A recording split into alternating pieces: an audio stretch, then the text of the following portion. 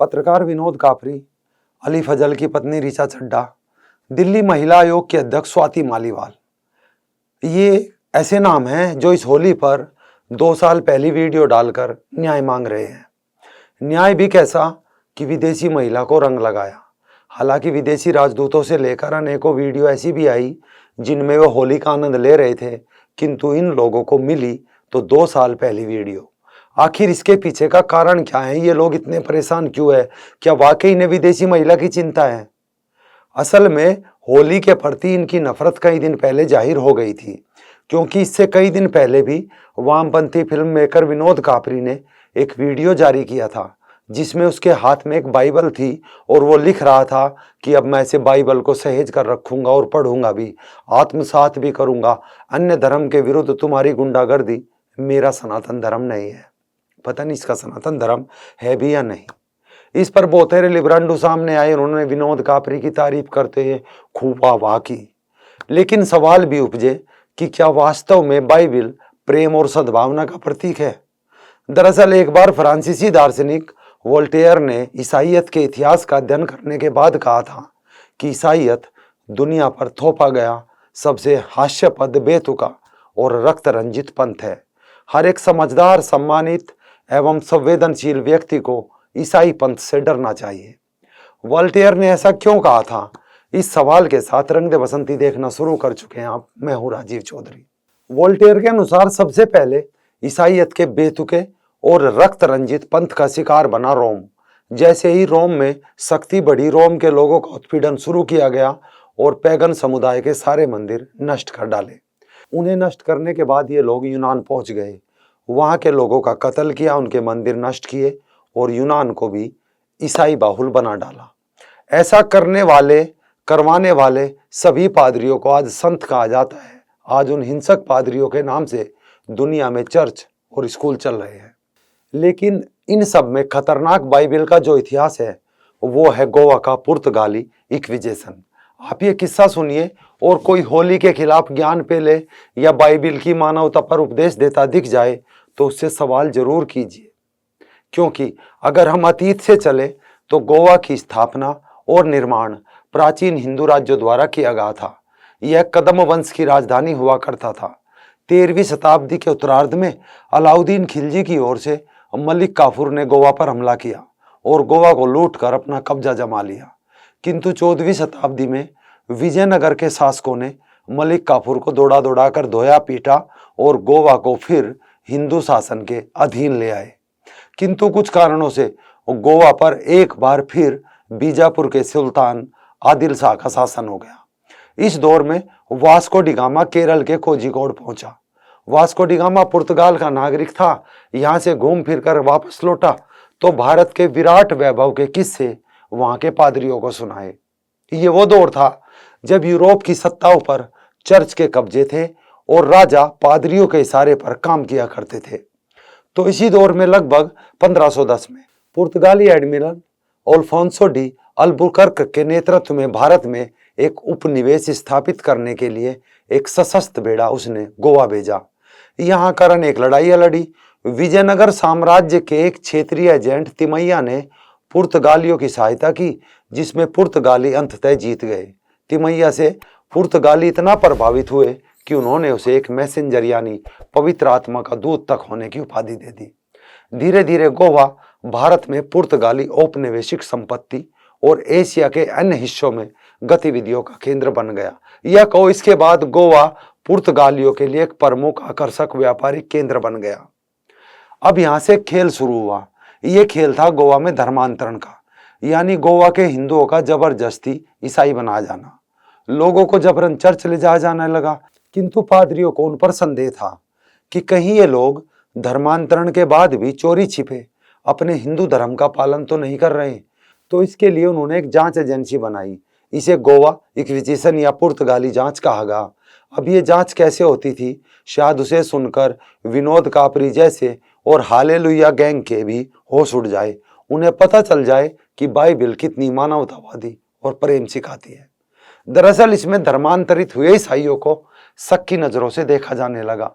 जिन पर आरोप लगता उन्हें कई कई वर्षों तक कैद में रखा जाता। सार्वजनिक रूप से कोड़े तो मारे जाते या फिर छिपकर हिंदू धर्म का पालन करने के आरोप में मौत की सजा भी सुना दी जाती। अब ये मौत की सजा कोई गोली मारकर या फांसी के फंदे से लटकाकर नहीं दी जाती थी, बल्कि लोगों को लकड़ी के खंभे पर बांधकर जलाकर दी जाती थी। इसके बाद कैथोलिक ईसाई मिशनरियों को गोवा में जो भी हिंदू धर्म संबंधित पुस्तक संस्कृत, मराठी या कोंकणी भाषा में लिखी गई मिलती उसे वे जला देते। आपने एक ईसाई मिशनरी फ्रांसिस जेवियर का नाम सुना होगा। इसे भी भारत में संत जेवियर के नाम से जाना जाता है। बहुत सारे स्कूल इसके नाम पर यहाँ चलाए जाते हैं। अब अगर ऐसे राक्षस को संत बोला जाता है तो फिर ईसाईयत में संत की परिभाषा कैसी होगी, बाइबल में संत की परिभाषा कैसी होगी, आप स्वयं अंदाजा लगा सकते हैं। असल में फ्रांसिस जेवियर 1542 में पुर्तगाल के राजा जॉन द्वितीय और वेटिकन के पोप की मदद से भारत पहुंचा। यहाँ आकर धर्मांतरण का जाल बिछाया और मई 1546 को पुर्तगाल के राजा जॉन तृतीय को एक पत्र लिखा जिसमें धर्मांतरित हिंदुओं के खिलाफ जांच की मांग की। राजा का आदेश और जेवियर की राक्षसी प्रवृत्ति ने मिलकर गोवा में अत्याचार का वो दौर चलाया कि मानवता भी शर्मसार हो जाए। हालांकि जिन लोगों ने अपने कथित भगवान को ही सूली पर टांग दिया हो, उनसे मानवता और इंसानियत की क्या अपेक्षा करनी।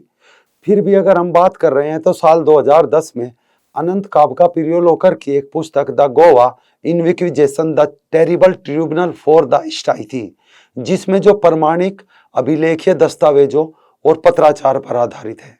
एक कैदी के रूप में डॉक्टर डेलन के अनुभवों को भी इसमें पुनर्मुद्रित किया गया है। बहरहाल हिंदुओं से उसकी घृणा का आलम यह था कि जेवियर कहता था कि हिंदू एक अपवित्र जाति है। इन काले लोगों के भगवान भी काले हैं, इसीलिए उनकी काली मूर्तियां बनाते हैं। लेकिन जेवियर के इन बयानों से हिंदुओं पर कोई असर नहीं हुआ, तो जेवियर ने गोवा की पुर्तगाल सरकार के वायसराय एंटोनी के साथ मिलकर मंदिर गिराने का काम शुरू कर दिया। पर आस्था में लीन हिंदुओं ने अपने घरों में पूजा पाठ आरंभ कर दिया। जब जेवियर का यह दांव भी नहीं चला तो उसने वेद पाठी ब्राह्मणों को जिंदा जलवाने का काम आरंभ किया, क्योंकि वे धर्मांतरण करने में सबसे बड़ी रुकावट थे।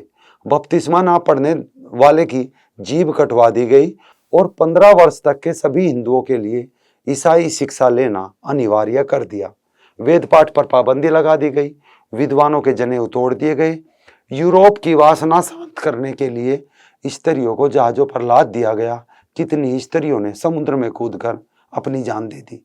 सिर्फ यही नहीं, हिंदुओं को ईसाई बनाते समय उनके पूजा स्थलों को, उनकी मूर्तियों को तोड़ने में जेवियर को कितनी अत्यंत प्रसन्नता होती थी, यह उसके लिए एक कथन से ही देखिए। जेवियर कहता है कि जब सभी का धर्म परिवर्तन हो जाता है तब मैं उन्हें आदेश देता हूँ कि झूठे भगवान के मंदिर गिरा दिए जाए, मूर्तियां तोड़ दी जाए। जो कल तक उनकी पूजा करते थे उन्हीं लोगों द्वारा मंदिर गिराए जाने तथा मूर्तियों को चकनाचूर किए जाने के दृश्य को देखकर मुझे जो प्रसन्नता होती है, मैं उसको शब्दों में बयान नहीं कर सकता। यानी हजारों हिंदुओं को डरा धमका कर, मार काट कर, संपत्ति जब्त कर कर, राज्य से निष्कासित करके, जेलों में प्रताड़ित करके ईसा मसीह के भेड़ों की संख्या बढ़ाने के बदले फ्रांसिस जेवियर को ईसाई समाज ने बाद में संत की उपाधि से नवाजा। यानी 1561 में इक्विजेशन की शुरुआत और 1774 में इसके अस्थायी उन्मूलन के बीच कम से कम 16,202 व्यक्तियों को इसके द्वारा ट्रायल पर लाया गया था। 1820 में जब इक्विजेशन को समाप्त किया गया तो गोवा इक्विजेशन के लगभग सभी रिकॉर्ड पुर्तगालियों द्वारा जला दिए गए। इस कारण ट्रायल पर रखे गए लोगों की सटीक संख्या, उनके द्वारा निर्धारित दंडों को जानना असंभव है। जो कुछ रिकॉर्ड बचे हैं वे बताते हैं कि धार्मिक अपराध के लिए मार दिया जाता था। एक फ्रांसीसी चिकित्सक चार्ल्स डेलन, जो स्वयं इक्विजेशन के शिकार थे, वो बहुत सारे रिकॉर्ड यहाँ छोड़ कर गए। उनके अलावा अन्य लोग बताते हैं कि छिपकर हिंदू धर्म का पालन करने के दोषी पाए गए लोगों में से लगभग 70% को मौत की सजा दी गई। केवल इतना ही नहीं, इक्विजिटर का पहला कृत्य हिंदू आस्था के अनुसार खुले तौर पर अंतिम संस्कार करने पर प्रतिबंध लगाना था। इसके अलावा हिंदुओं के किसी भी सार्वजनिक कार्यालय में पद ग्रहण करने पर पाबंदी लगा दी गई थी। केवल ईसाई ही इस तरह के पद पर नियुक्त हो सकते थे। हिंदुओं को नए मंदिर बनाने और पुराने मंदिरों की मरम्मत करने से मना कर दिया गया था। पादरियों ने एक मंदिर विध्वंस दल का गठन भी किया था, जिसने 16वीं शताब्दी से पहले बने मंदिरों को ध्वस्त कर दिया गया था, जिसमें 1569 में एक शाही फरमान आया था, जिसमें आदेश था कि भारत में पुर्तगाली उपनिवेश में सभी हिंदू मंदिरों को ध्वस्त करके जला दिया जाए। हिंदू पुजारियों के पुर्तगाली गोवा में हिंदू शादियों पर प्रवेश करने पर पाबंदी लगा दी गई थी। इतना सब कुछ होने के बाद, गोवा का ये रक्त रंजित इतिहास पढ़ने के बाद भी आज जो विनोद कापरी जैसे लोग बाइबिल को सीने से चिपकाकर ये मानवता का ढोंग दिखा रहे हैं और बता रहे हैं कि बाइबिल बहुत मानवता का ग्रंथ है, शायद इन लोगों ने तो बाइबिल नहीं पढ़ी, या फिर इन्होंने ईसाइयत का इतिहास नहीं पढ़ा, या फिर इन लोगों ने वॉल्टेयर को नहीं पढ़ा, या ये फिर लोग गुप्त और छिपे हुए ईसाई है, जिनका काम मानवता सेवा धर्मनिरपेक्षता के आड़ में बाइबिल का प्रचार करने का रह गया। चाहे इसमें कोई ऋचा चड्ढा हो, सौरा भास्कर, ऐसी अनेकों है जिनके नाम हिंदू वाले हैं और एजेंडे ये लोग ट्विटर पर अपने मियाँ के चलाते हैं, और इनके मानवतावाद भरे ट्वीट से इनका एजेंडा साफ पता चल जाता है।